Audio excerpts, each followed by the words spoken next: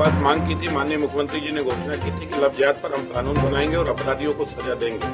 लेकिन 5 वर्ष की सजा की चर्चा उस समय हुई थी, तब मैंने आग्रह पूर्वक माननीय मुख्यमंत्री जी को पत्र लिखकर कहा था कि ये 10 साल का कानून बनाए, सजा का प्रावधान रखा जाना चाहिए, क्योंकि 10 साल की सजा पर अपराधी को हम सख्त सजा दिला सकते हैं और ये केस हाई कोर्ट ट्रायल में आ जाएगा। 90 दिन के पहले अपराधी की जमानत नहीं होगी और जो धर्म बदलकर हिंदू बहन बेटियों को प्रलोभन देकर उनके लव के माध्यम से उनके फोटोग्राफ करना, बाद में ब्लैकमेलिंग करना, बहन बेटियों की इज्जत लूटना और उनकी हत्या कर देना,